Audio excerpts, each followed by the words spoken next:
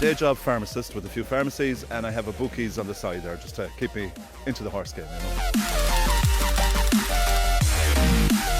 I was primarily a national hunt man, loved national hunt jumping until I met a man called David Murnan who trains the horses for us now, and he converted me. I was involved in a syndicate, and the horse name was called The Law, back in Ireland, trained by David Murnan.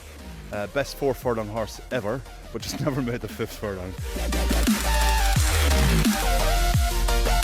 I always was interested in horse racing, and then we got involved in a couple of syndicates, national hunt horses in Ireland, 2 or 3 syndicates, but we never had any luck because invariably a couple of the members wanted to go here and there and it never worked. So as I said then, the horse with David, I just got to know David, and he asked me one day, would I be interested in owning a horse of my own? I said, you know what, we'll give it a go. I said, as long as you're honest with me, David, we'll keep going and we'll get a good one.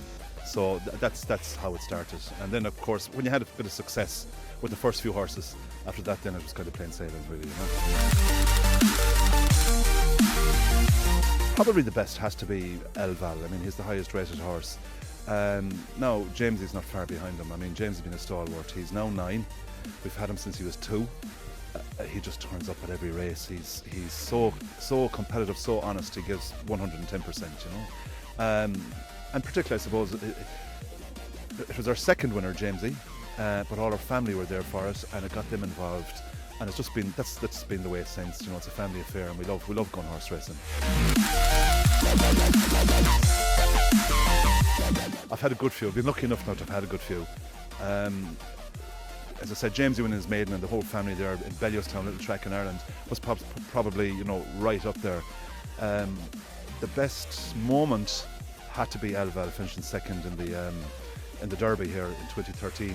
I mean, it was just, you know, it was new to us. It was fantastic, and we've got the bug ever since. We've come back 5 years. And the worst part of owning horses has to be when your expectations are high and they don't run well, or, you know, there's usually, poor horses can't talk. I suppose you have to take what comes in front of you. You know, it's the expectation of doing well, and the horse doing well and they don't. It gets to you for a couple of minutes, but then you realise after a while, you'll have 20 bad moments for that one good moment. So just keep at it anyway.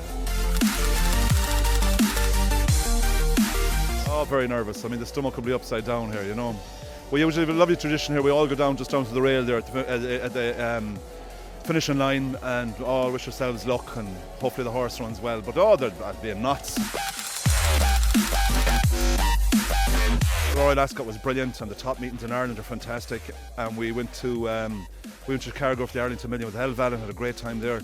But World Cup night here is just beats it all. You know, it has everything, and the horses are fantastic. The atmosphere is brilliant. Everybody's so welcoming. It's a great event. There's a horse called Duvan, trained by Willie Mullins in Ireland, national hunt horse.